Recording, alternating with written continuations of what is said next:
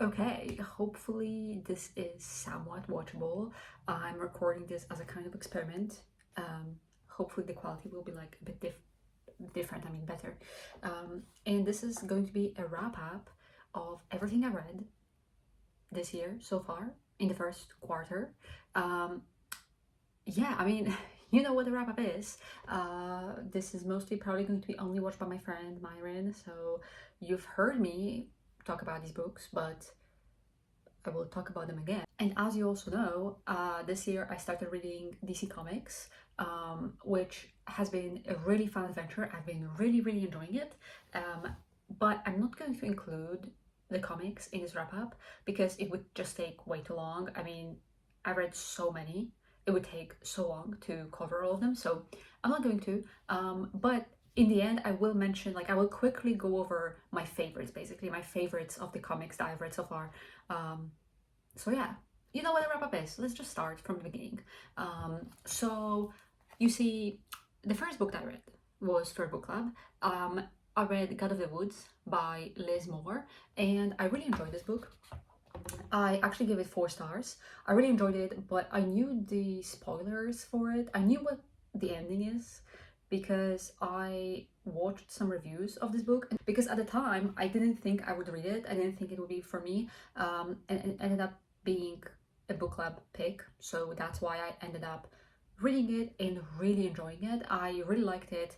I didn't love it, like everything about it, but in general, I really liked it. I was very engrossed. I think it was really fun to read. I really enjoyed the themes that it covered, like um, themes of child neglect, and like parentification of children, and of course the mystery itself. And I loved the atmosphere. It actually made me really want to read more of books that are set in that time period, which was the 80s, or was it the 60s? I don't remember now, but like the 60s, 70s, 80s, like summer camp.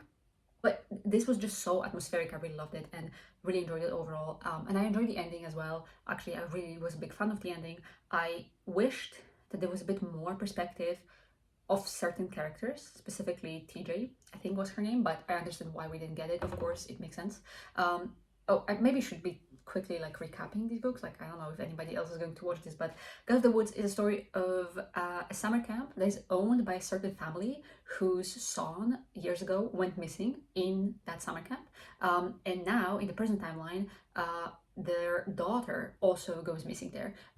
And so, yeah, you are following a lot of different perspectives. You get flashbacks to when that son went missing. You get perspective of the mother, or like this family, it's very dysfunctional. You get perspectives of the police, and specifically one investigator who is trying to work the case now of this girl who went missing. And yeah, you kind of just get a full picture of what's happening. It's very interesting, I think. The second book that I read was This Brutal Moon by Bethany Jacobs, and this is the last book in a trilogy. I actually forget what the name of the trilogy is. Oh no, I remember. It's the Kingdom trilogy. Yeah. The first book of this trilogy was actually my 5-star read last year, and I really loved it. And the second, as well as this third book, continued to be really good. I gave This Brutal Moon 4 stars. It was really good. I didn't like it as much as I liked the second or the first book. The first book was by far my favorite of the series, and this was probably my least favorite. It was still very good. But yeah, I mean, yeah, sorry, there's not really much I can say. It's really hard to review sequels, I think, because it sort of feels like everything that I have to say only would make sense to people who read the series. So there's kind of like no point really talking about it too much because um, it's also not a very popular series. So yeah, but I'm definitely keeping an eye out for anything that Bethany Jacobs puts out in the future. I think that this book missed some stuff, but it was still pretty good. The third book that I read was Lords and Ladies by Terry Pratchett. I am kind of on a quest to read all Discworld books, and you might not know, but Discworld is one of the longest fantasy series, I think, like in terms of entries. There's like over 40 books in it, I think. It's very long. It's a lot, but I really love Terry Pratchett's writing. It feels so cozy to me. It's such like a comfort read. I know that I will enjoy. There's like a baseline level of enjoyment I know I will get out of every Terry Pratchett book. But this one was not my favorite. I did like it overall, but it was, yeah, it was my favorite. I think of the witches books, my favorites were, um, I mean, I really liked Equal Rights and I really liked Witches Abroad. I don't know which one was my favorite, to be honest. But like Equal Rights feels different than the rest of the Witches books, so I'm not even taking it into account too much. So I think Witches Abroad continues to be my favorite Witches Terry Pratchett book. But Lords and Ladies, we're following the same characters, of course, our Coven of Three, and this time we are dealing with fairies. As you can probably guess from the title, Lords and Ladies and Fairies, and you kind of probably can now guess where that kind of goes. And it's cool, it's fine. I just think that the plot is like very, the plot is very simple. Basically, the fairies are trying to get into this world and they are mischievous and evil, and they are trying to, and the witches are trying to stop the fairies from getting here. And there's of course the themes of like generational conflict, where our youngest witch is not really listening to the older witches who are like warning her against these fairies and stuff, and she's maybe like, well, maybe there's nothing wrong with them, and the older witch is like, no, like listen to us, this is not a good idea. And of course stuff happens, and I really liked it. I like the relationships that we continue to explore between these witches and their dynamics and interactions. But the plot itself of this book is just so dragged out, it feels like. I mean, it really takes such a long time for stuff to happen, because it's like it's happening all the time in the background, but I don't know how to explain it, but I hope this makes sense. So that's why I think it was not my favorite of Terry Pratchett's work, because it just was kind of dragged out. But I give it 3 stars. I really enjoyed it because I love Terry Pratchett. I love his humor, and his writing style is just so amazing. The next book that I read was Private Rights by Julia Armfield. I read Julia Armfield before. I read her book Our Wives Under the Sea, and I read this years ago and I didn't love it that much. And can I be honest, I think that if I reread it now, I would probably like it more. I think at the time I didn't have as much experience reading books of that kind. So like, first of all, horror books in general, literary horror, books that are kind of a bit weird, vague books. I feel like that is now part of my reading taste. But at the time, I don't think I was that well versed in that type of literature, and so that's why I think I didn't really appreciate it as much. And I think now I would like it more. But Private Rights was a phenomenal read. I loved it so much. I gave it 4 stars in the end because I hated the ending. The ending of that book, I genuinely, it doesn't happen to me very often that I hate the ending of a book. Like, sometimes I don't like the ending, or like I think the ending isn't satisfying, but not so far as to say, not so much as to say that I hated it. The ending of this book is terrible. It's completely, I hate it. It's atrocious. I don't understand why that even is the ending. What is the point of it? It kind of feels like Julia Armfield was writing the book and then just kind of was like, I don't really want to write it anymore. I'm just gonna end it somehow. So just like she just ended it for the sake of ending it. At this point, I would rather that the book just randomly ended with like not even a proper ending. Honestly, at this point, I would prefer like the book just ended abruptly with nothing even happening than what happened. Like, I actually hated it so much. That's why it's a 4 star. Genuinely, if it wasn't for the ending, it would have been a 5 star. Again, I forgot that I should say what the books are about. Private Rights is a book about a dystopian future where the world is slowly going underwater, basically, because it's raining all the time. So it's climate change, and it's really phenomenal. We are following 3 sisters that are kind of estranged. They had a pretty difficult childhood, and they were kind of estranged, and they are brought together because of the death of their father. Their father has passed away. He was kind of also a known figure, at least in this city. I don't know if he was known worldwide. The point is that it covers a lot of really interesting themes. I love the dystopian setting. The setting is so interesting because this world is just kind of going underwater slowly. I mean, people are literally, for example, living in buildings where you are living in like the upper floors, because the lower floors are all flooded already, and you cannot, for example, even walk on the ground in some neighborhoods because everything is underwater, like the pavements, the streets. So there are like these walkways between buildings that you can walk on. And also, like I said, people are living in like these upper floors that, are still above water. But of course, with the understanding and knowing all the time that in the future, they will have to move out somehow because the water levels are rising constantly. So eventually it's going to get to you, to your floor. And what do you then? Where do you move? Because also, you know, uh, the availability of accommodation and where you could move and escape is kind of limited, and it's constantly, there's less of it, obviously. And of course, people who are doing, you know, worse financially and socially economically are suffering more from this, right? They don't have a place to go, but still people have to work and everything is like functioning like normal. And I think the way this is explored is so phenomenal. Genuinely, how society is affected by this, how there's like an increased frequency of anxiety, of mental health issues, of anxiety, of depression, of suicide, how there is like an increase also frequency of increased just like prevalence of weird religions and cults. Is just very interesting. I really loved it. And the characters are very interesting as well, all three of them. I love their dynamic. It's so fascinating to learn what happened in childhood. There's like stuff that happened with their mom. You learn more about like their father and why they all kind of have like very complicated feelings about him. It's very, very interesting, and I would recommend it 100%. The ending though, cut the cameras. I mean, truly terrible ending, terrible. But aside from that, I love everything about it. Then the next book that I read was Very Cold People. We're still in January. Very Cold People, I read it for a book club. I wouldn't probably pick it up on my own if I'm being honest, and I didn't love it that much. I did give it 3 stars, but it was pretty weak 3 stars. The thing about Very Cold People is that it talks about very important topics, but I hated the execution. And in my book club meeting, I was not the only one who felt this way. And I don't want to sound insensitive when I say this, but essentially, Very Cold People is about a girl who grows up in a family that is kind of dysfunctional. Her parents are pretty, I would say, neglectful, like especially emotionally, and they're kind of acting weird.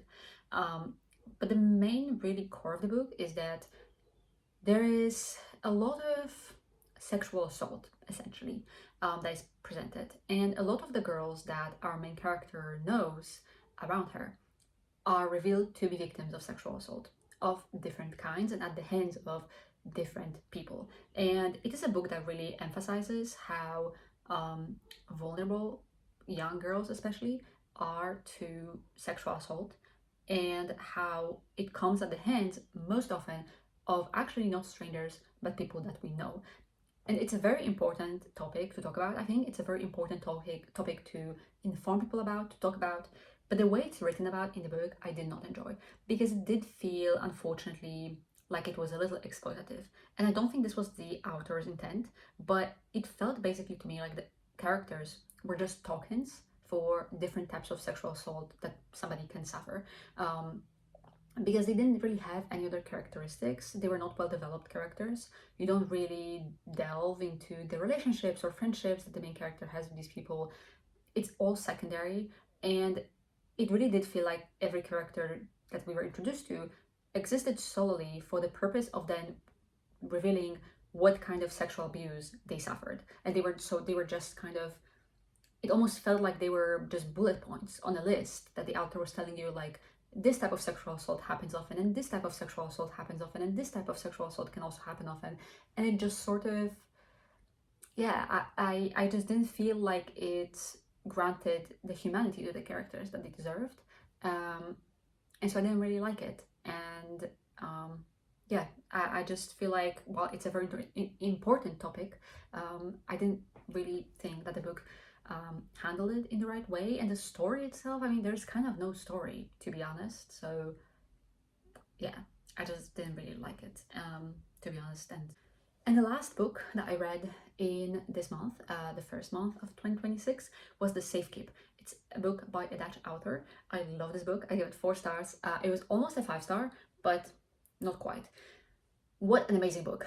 I love The Safekeep so much. Genuinely so surprising, because when this book came out, or not when it came out, it was a time when it was nominated for some awards. And I remember seeing it around, and I remember reading the synopsis.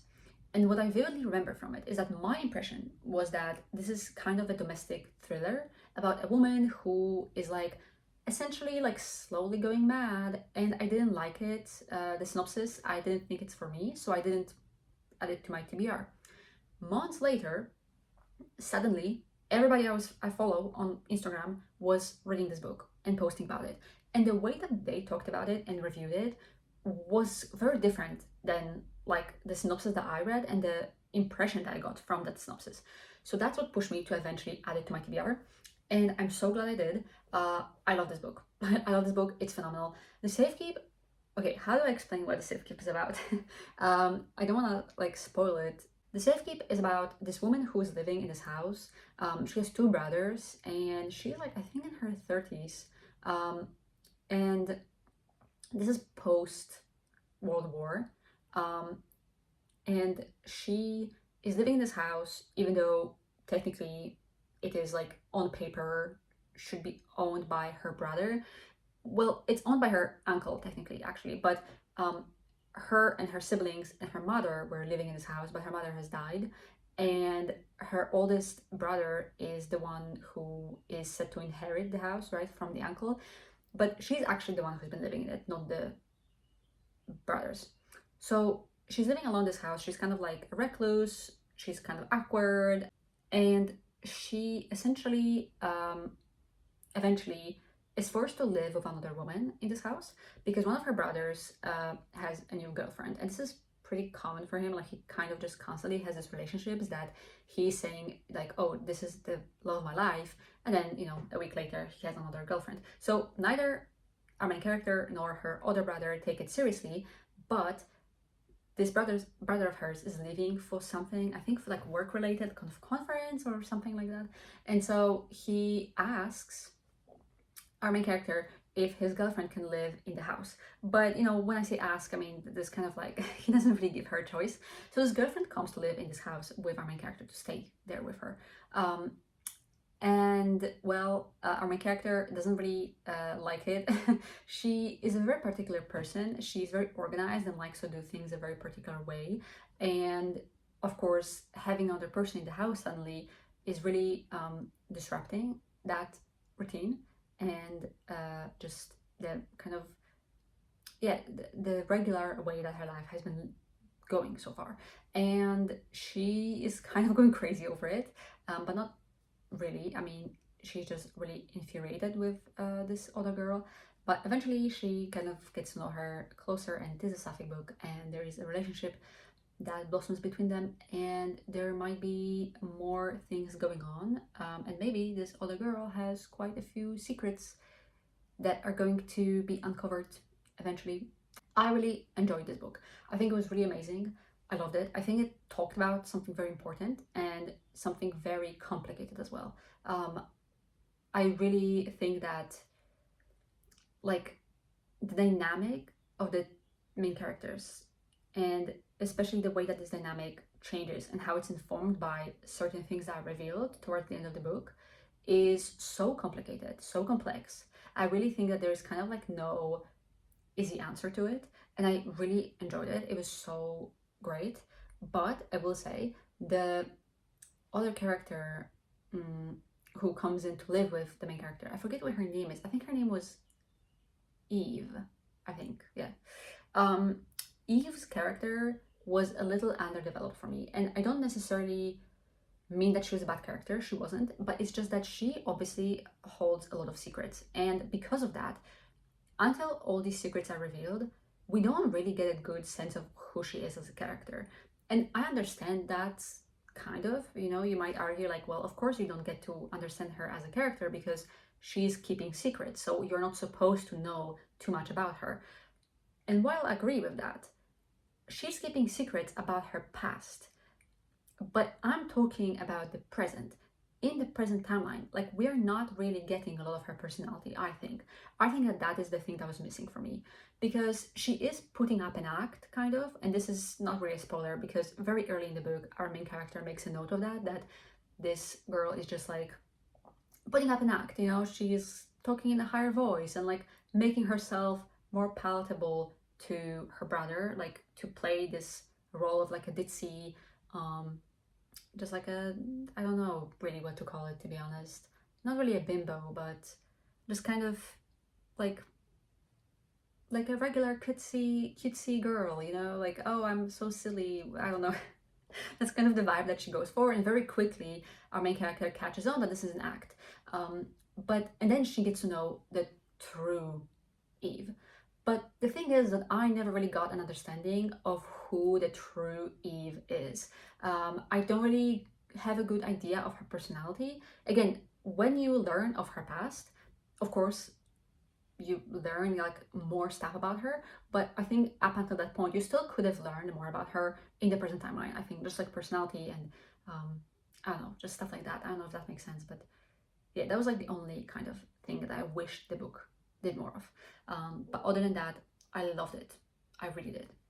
Okay, we are moving on to the next month, February.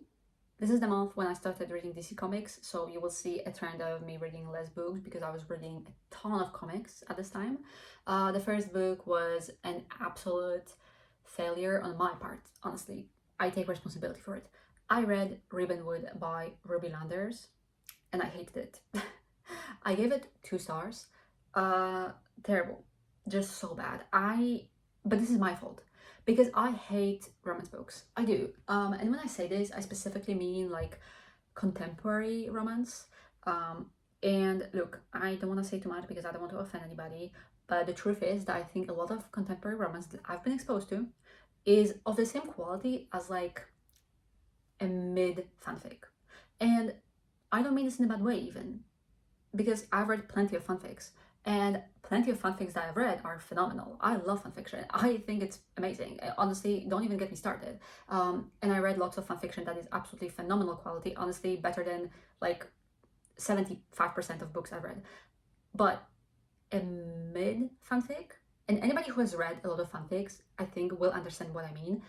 And like an average quality fanfic, a mid fanfic, is has a very specific structure and like tropes and writing style. Like if you read a couple of them, you will see how repetitive they are, even if they are about different couples and have different plots. There's just a certain, I don't know even what to call it. There's just like a specific style in which they are written. Style of the dialogue and how things are described, for example, certain adjectives that are very often used, certain phrases that are often used. And this is what this book felt like to me, and what a lot of contemporary romance that I've been exposed to feels like to me. And so yeah, it was not for me. I really didn't like it. I wanted to like it. I hated it. But again, it's kind of on me. I need to stop picking up contemporary romance. Just like when you see me next picking up a contemporary romance, stop me. Just stop me. Honestly, put me away. Put me away immediately. Lock me somewhere, throw away the key. Don't let me out. Like, don't let me do this. It's always a mistake, and I don't know why I keep making it. So yeah, 2 stars. Sorry. But my friend loved it. The next book that I read was The Story of a New Name by Elena Ferrante. And this is the sequel to My Brilliant Friend. Yes, it's part of the Quartet, a series, the Neapolitan Quartet. And I really liked it. I gave it 3 stars according to my notes. I thought I gave it 4, but I guess maybe I didn't. Anyway, I did like it, but it was a hard read for me. I think that this series as a whole is just kind of a difficult read for me, mainly because I don't know how to explain it, but you know, there are books out there that deal with explicitly terrible things like murder, sexual assault, violence, domestic violence, you know, I don't know, war, any kind of traumatic experiences. And those are terrible, obviously. But then there are books that are dealing with really frustrating and horrible themes, almost in like a mundane way, because they are not really about any extreme accidents or examples, but just kind of things that happen regularly and are completely normalized. And that's kind of what the Neapolitan Quartet feels like to me. It is historical fiction, right? It isn't set in post-war Italy, and it really, very realistically, I think, portrays the lives of women in that specific time and in that specific place. And what those lives are is, well, they're deeply affected, right, by the misogyny, the sexism all the time. Um, their opportunities are really limited. There's domestic violence. It's just so sad to read about. And I know that that sounds like kind of maybe stupid, but it is, because it's so, again, it's not even about anything extreme, you know, it's not about any things like incidents that are outliers. It's about something that, yeah, like at the time and still to this day in plenty of places is the regular everyday life. Like this is part of the normal way that our world is structured. And that's what makes it so frustrating to read about, I think. And it really, like, reading those books makes me so depressed. And it's kind of, it's weird to say because I read so many books that I would say on paper seem to be dealing with way worse things happening, and yet do not make me feel as bad as this makes me feel. And again, I think it's because of this is so it's dealing with things that are so widespread. It was a hard read, and I didn't like it as much as I liked the first book, but I did enjoy it overall. Like I do enjoy reading this series. I'm just taking a very long time to read it. Like genuinely, it takes me forever because I still have not picked up the third book. And the first book I read in summer of 2025. So I don't know why it's taking me so long, but yeah, I guess it's just because again it's like heavy. It just feels heavy to read these books. Then another book that I read was another 2 stars. Yeah, this was not a great month. A 2-star read. It was The Starving Saints by Caitlin Starling. Now, I was so disappointed with this book. I read Caitlin Starling before. I read her 2 books. One is called, I think, The Luminous Deep, and the other one was Last to Leave the Room. I loved Last to Leave the Room. I had a hard time with the beginning of that book, but then once it clicked for me, it clicked. Like, I loved it. The Luminous Deep, I found so boring and bad. And why was there romance in that book? That was so weird to me. I didn't like it. The Starving Saints, same boat, unfortunately. The Starving Saints is about basically these 3 women who you are following who are in this castle, and the castle is under siege, and the king is in the castle, and so there's like way too many people there because the king, of course, came with his whole like retinue, and there's way too many people in the castle, and again it's under siege, and so they're running out of food and they're starving, and it's really bad. Oh, also we're in the middle of medieval times, and then eventually like the saints show up of the religion that these people believe in, and yeah, like people show up in the castle, and it's like how did these people get here, because nobody like came through the gates. The gates are closed, obviously they are under siege, but somehow just random new people appear in the castle, and they look like the saints of this religion that these people practice, and they come with food. They, out of nowhere, they have just carts of food, and they are like, we came to like save you, and we are going to have a feast. And then weird things start happening, like really weird stuff, you know. I really didn't like it. I like the concept, and I think that this could have been a better novella than it is a novel. I just really think it was so dragged out, so boring, so also like the structure just didn't make sense. Things were happening that didn't make sense. There was so much filler. There were chapters where absolutely nothing happened that did anything for the story. It didn't progress the plot. It didn't enrich the story thematically or the lore or anything. It didn't even enrich the characters. Why was it even there? Like there were multiple times when I read a chapter and I was just wondering why was this in the book? And I thought, okay, maybe if I continue, right, there will be a reason why this was in the book. I finished the book and no, there wasn't. So well, riddle me that. It was just not well written, I think. And I don't mean on the level of text and language. I mean on the level of just the structure of the story, just telling a story. The characters also were kind of weird. I like them on paper, like the concept of them, but I don't think they were taken in any interesting direction. The relationships between them were really confusing and kind of developed in like this weird intimate direction, kind of for no reason. Like I don't know. It was really weird. I don't get it. I didn't understand it. Also, especially in the second half, the plot really relies on the characters getting separated. So, for example, one character goes somewhere, and then they find something out, and they have to tell the other two characters. So the character comes back to tell them, and but these two characters separated. So there's only one character they get to find. And then they're like, oh my god, we have to find this other character. So they go to find that character. But then only one of them actually goes. So then this one is still left. So then these two characters find out something again. And now they're like, oh my god, we have to tell this character. So one of them goes back. And so it just like goes back and forth. It's just, do you know what I'm saying? Like, it's just like constant separation of characters for no particular reason. By the way, we're in mortal danger. They should not be separating. Like, it makes no sense. Now, there's a few times where they're separated kind of, by force or something, but sometimes they just kind of choose to go on their own, and I'm like, why would you be doing that? You're in mortal danger. You could get killed. Why are we not sticking together? It makes no sense. Generally, there's a few choices that the characters make that make no sense. So yeah, I just didn't like it, and again, it was so boring towards the end. It was so dragged out. I think it would have been maybe even a great novella, but not a novel. And funnily enough, in the acknowledgements, the author said that the book was actually written out of order. And let me tell you, I can tell that it was told out of order because it was written out of order because it's a mess. So I can tell. The last book that I read for that month was Fledgling by Octavia E. Butler, and I am a massive Octavia E. Butler fan. I love her books. I now actually only have her one trilogy left to read. The one that's like, I don't know what it's called actually, the series, but the first book is either Dawn or Adulthood Rights. I forget which one. And another book is called Imago in it. Anyway, but Fledgling was one I didn't read. Well, I hadn't read at the time, and I did pick it up finally, and I enjoyed it, but I didn't love it. I gave it 3 stars. I think it was mostly, it just wasn't that interesting of a story to me.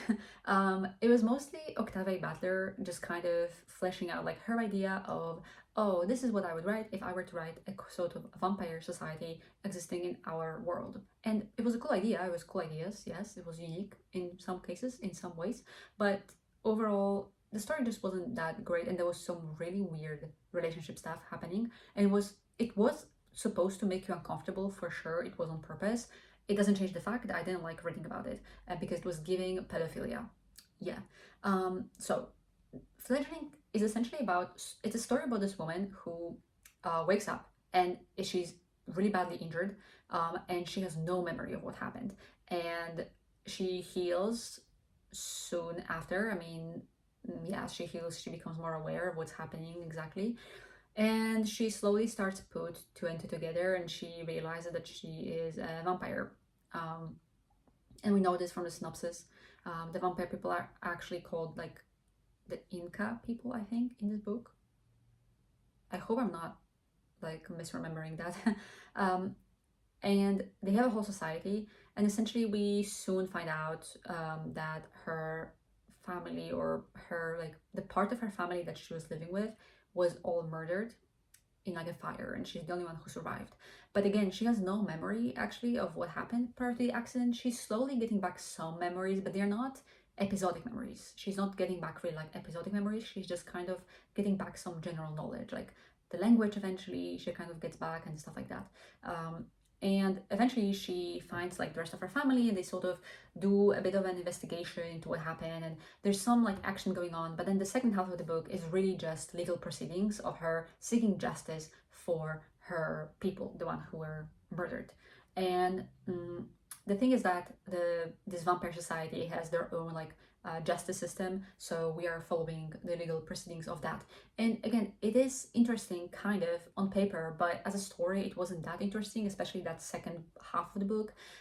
It was still perfectly fine. I gave it, like I said, 3 stars. I think that the ideas they was putting forward, the way that Octavia Butler was doing her own vampires in this book, that was interesting, but I think I would prefer a different type of story with it. And again, the relationships that are in this book were so weird.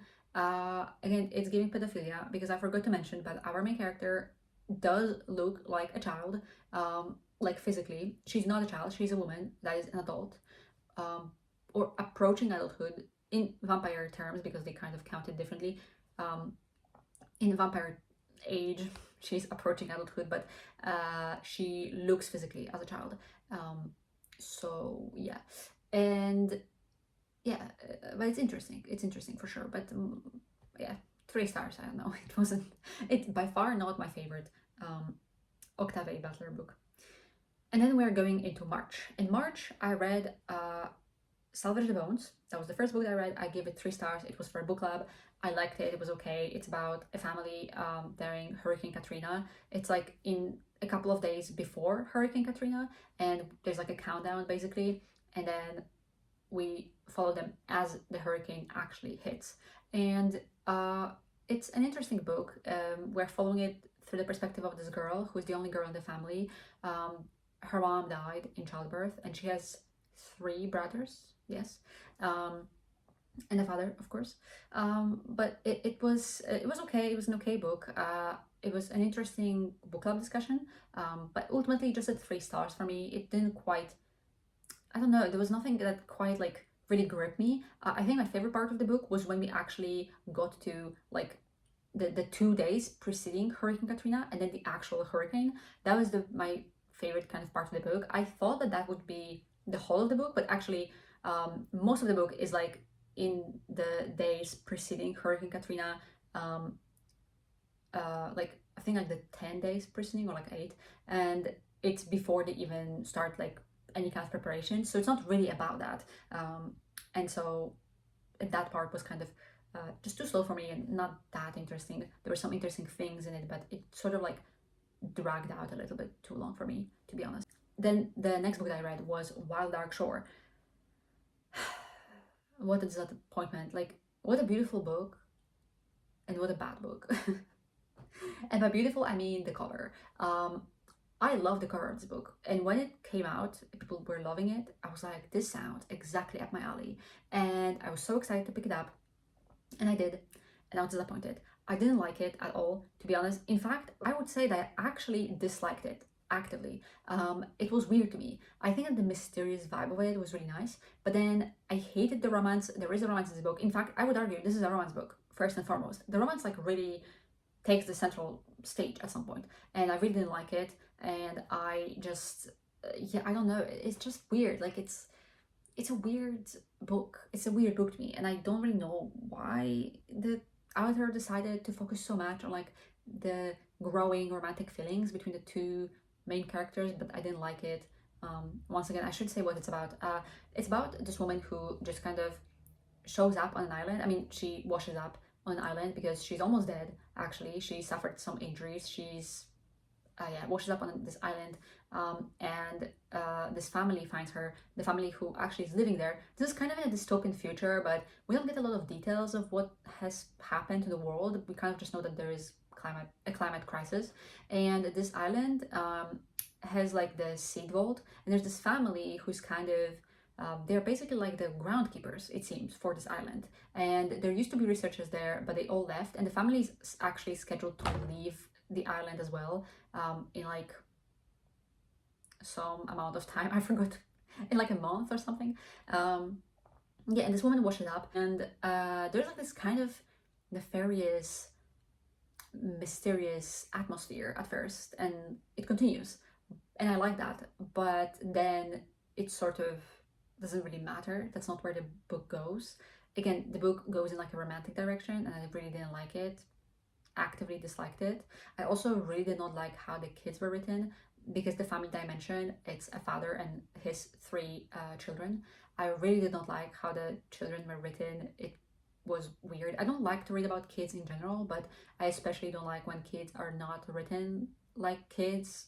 I don't know. It's weird. Like these were just they were weird. I didn't like them. I didn't like it, and I didn't like the direction that the story took, and I didn't like its ending. It just I don't know. I didn't really like anything about it, to be honest. But I mean, I didn't like hate it enough to give it 1 star. So yeah, it's a 2 star. I don't know. Then the next book I read was The Incandescent by Emily Tesh. I gave it 4 stars. It was a very surprising read for me. I really liked it. It's surprising because I read Some Desperate Glory and I didn't like it much.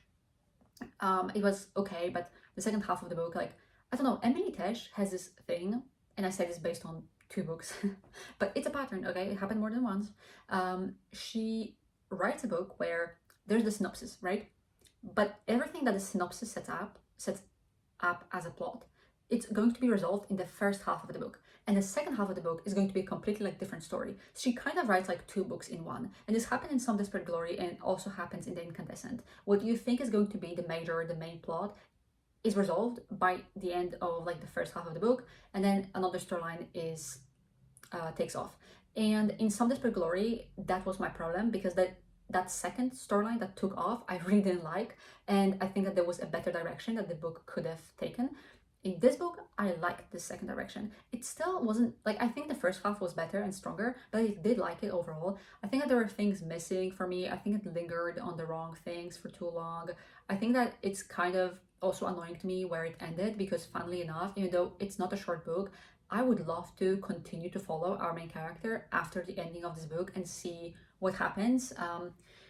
And once again, I didn't say what it's about. The Incandescent is about a woman who is working in the magic school. She's a teacher. We're following a teacher, which I love. I love following a teacher in a school way more than students. She's a teacher. She's teaching magic, and magic is just kind of a thing that exists. It's sort of normal. This is not just a magic school. It's a school that it's just a regular school. I mean, it's a private school, I guess, but it teaches normal subjects. That's what I mean. But also teaches magic. And she is a teacher, but she actually was a pretty well-known researcher at some point. She is pretty amazing at a specific type of magic that she does. And in this case, it's about like making deals with demons, kind of. So it's very dangerous. But yeah, and I don't want to say anymore, because I think that you'll find out more about her and stuff, and I think that's very interesting. It's a sapphic book. I really love that. But to be honest, the romantic interest in this book is not that well developed. Like, it's really cool at first, and then they sort of disappear for a long period of time, and then randomly appear, and like the romantic subplot is kind of just like, it continues despite the fact that there was so much time that the characters spent separate. I don't know, it's really strange. But yeah, I think that the book was really interesting. I really enjoyed the main character. I really like who she is as a person. I liked her character. I liked following her. I do think there was a little bit too much kids for my liking in this book. Obviously, she's a teacher, so we get her students, and I liked seeing that part of her. But like, it was a little too much for me, because I don't like following kids that much. But overall, I really enjoyed it. I was invested in her as a person, and I really wanted to know more about her life and stuff. So yeah, ultimately 4 stars. A really surprising book for me because of my past experience with this author, and I'm going to be picking up whatever Emily Tesh writes next, I think. Then I read Wuthering Heights. This was crazy for me. Why did I read this book? Well, the movie came out, of course. I have not watched it, and I don't know if I ever will, to be honest. But I actually own this book for a year now. I wanted to read it. I don't know why. I don't know what possessed me. I bought it used, and well, I ended up giving it 2 stars. I don't know. I'm not gonna talk about this book, honestly. There's no point, honestly. I think people know enough about it. I mean, it's a classic. You can Google it very easily, look up the synopsis. But to me, this book is about nothing. It's about people doing bad things, being horrible, and kind of for no reason. I mean, there is a reason, but it's kind of stupid. It's, I don't know, like, what are we doing? And the way that this book is referenced in media and like other works, post its publishing, is the strangest thing in the world to me, because I don't know why in our media landscape this book is oftentimes portrayed as like a romance, as a romantic story, but it's not. Like, it's not a romance, and you would not convince me otherwise. It's not a romance. It's not a romantic story at all. The romantic relationship that people most often talk about when they talk about this book is not even like a focus of this book. I don't know. It's just like, I was surprised how little there is of it actually in the story. And it's not to say that it's not there at all, or that it doesn't have an impact on the story. It does, of course, but it's really not the main point of the book. It's not even the core of it. Like, we spend way more time focusing on other things. So I don't know. It's just, I don't know. It was not for me. Just no. We are now getting into April. So in April, I only read 3 books, actually. First, I read The Nix by Nathan Hill, 5 stars. This book was amazing. This book was amazing, and I would have never picked it up if it wasn't for my book club. I would never pick up this book. It's not, when I read the synopsis, it's not a book that I enjoy, but it is phenomenal. The Nix is about a man called Samuel, who was abandoned as a kid by his mother. So he was then raised by his single father, and his mom was there when he was, I think she left when he was, I forget how old he was, but he was in primary school at the time, and she left just out of nowhere and never showed up again. He never heard from her, nothing like that. He is teaching at the university. He's teaching an introduction course to literature, and he gets a phone call from a lawyer asking to come and write a letter of recommendation, like of his mother's character, for her because she is being sued. And he's very confused as to what's going on. He immediately refuses because he hasn't seen her in forever. And what the hell? But the reason why she's being sued, and he quickly finds out, turns on the news and finds out basically that there was such a scandalous story that broke the news and really went viral. And it was the news of a woman who threw some rocks on like a politician. So in the story, the elections are coming up, and there's this politician, Republican, very conservative, who is going to be one of the candidates, and he was on some kind of like event, and then instead of just going home or whatever, just leaving, he went on a walk into this park. And as he was in this park, there was a woman sitting on the bench reading a book, and she stood up and threw some rocks at him, just like kneeled and took some rocks like from the side of the park, so not like big rocks, but and threw them on him. And this really like broke the news. Somebody recorded it. It really went viral. People are sensationalizing it. They're talking about their headlines like this is the radical left, the assassination attempt on this politician. It's really ridiculous and really satirizes a lot of things. This book, Nathan Hill satirizes the way that like stories are portrayed in media and how they're sensationalized and how they are used for profit, not only profit, also monetary profit, but also to gain things like, for example, how politicians will twist stories and to push their own agendas and narratives and gain support. But it covers so much more, because as you can probably expect, eventually our main character ends up going and meeting his mother, and getting involved. And I'm not gonna tell you how, because I think you should go into this book blindly, even though it's not a book that has twists or reveals necessarily. Well, some, but it is, I think, a really good book. It's so much more than you would expect from the synopsis. It covers so many themes, genuinely so many themes, and it does so well. It has so much commentary about so many topics, and it is so articulate and so on point. I think that Nathan Hill is so on point with his observations, and it's just that everything that he wanted to say with this book, I got it, and I think it was done so well. And there's just so much in this. It's really funny, it's heartfelt, it's also heartbreaking at times and really somber. The way that it's written as well, just the writing itself is amazing. It's quick, it's like really funny at times, like I said, but then it can change tone so skillfully. It's just a phenomenal book. I really think so, and so rich again in its themes, and I really enjoyed it. And it was for a book club, and the book club discussion for it also that we had was so amazing. I really enjoyed it. So that was a 5-star, and crazy pool, to be honest, because I would have never picked this up on my own. After that, I read Model Home by Rivers Solomon. And I read this author before. I read An Unkindness of Ghosts before, and I liked it. And then Model Home is my second book from this author. Well, I gave it 3 stars. It was okay. I think that I might sound negative. In my Goodreads review, I think I sound quite negative about this book because it was disappointing to me, because I expected more from it. It was okay, but ultimately not that phenomenal. It's essentially about these siblings, 3 siblings that are brought together by the death of their parents. I mean, they suffered a weird childhood that really traumatized them, because we are dealing with like a haunted house, and and we're of course coming back to it and kind of examining what exactly it is that happened to them in their childhood, and do they remember things that the right way, so to speak. Do they remember things in the way that they actually happened or not? And I will say that there were some interesting aspects and topics touched upon in this book. I would say just the general theme of like refusing to live an environment, for example, that is negative for your children. That was a very interesting, for me, topic to pick up on. And I don't know, I don't know how else to say this than just say that also there are some things in this book that I think are provocative just for the sake of being provocative. Like the author clearly wanted to make you uncomfortable and just like force a reaction out of you, but I don't think it's really doing what the author thinks it's doing. It's just kind of there, and I didn't really feel any particular way about it, and it was just weird because it was a kind of random and it wasn't really discussed well enough. Like, for example, there's one subplot with the child of the main character that is disturbing, but the reaction to it is so, I don't know, like the characters react to it so weirdly, as if kind of almost as if nothing happened. And what happened is kind of serious, like not kind of, it's really serious.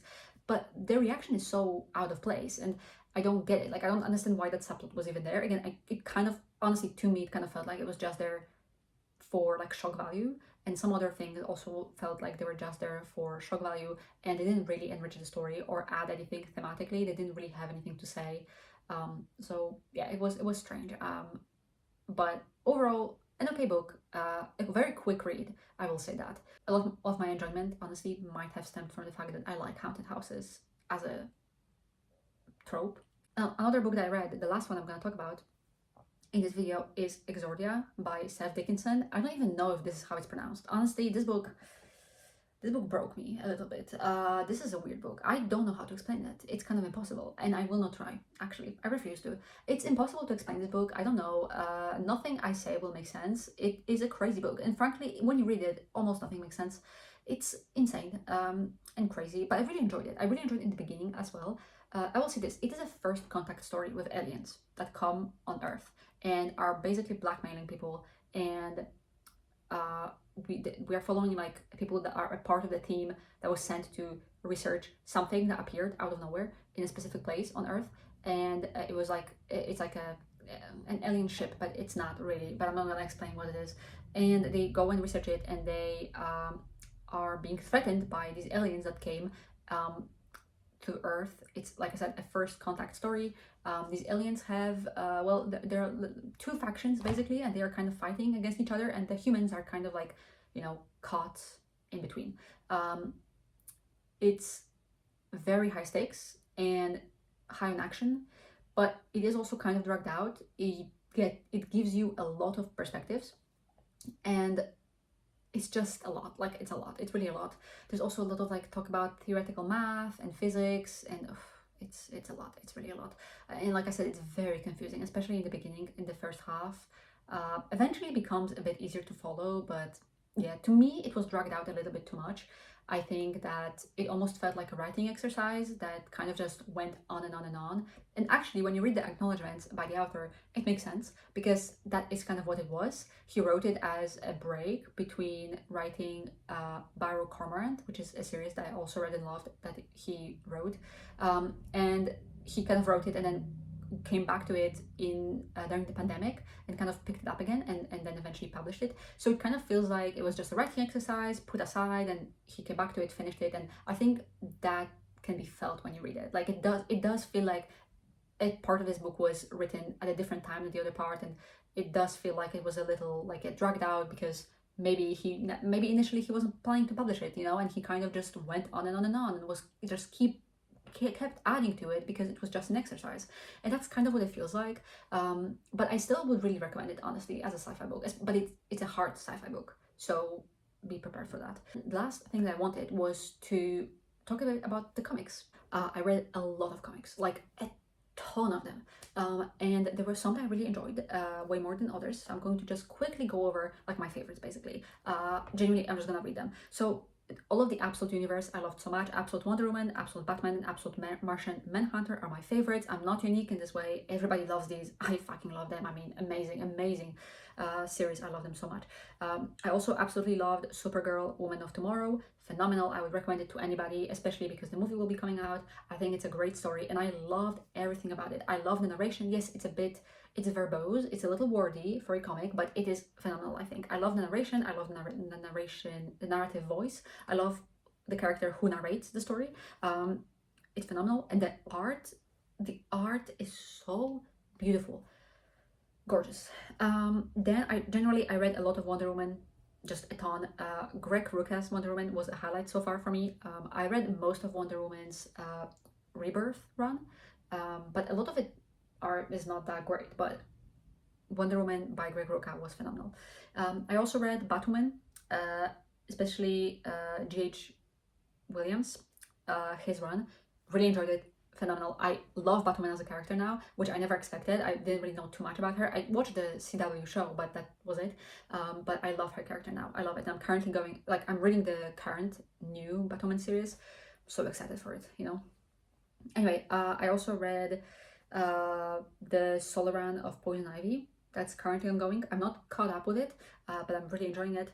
I also read Batman Huntress.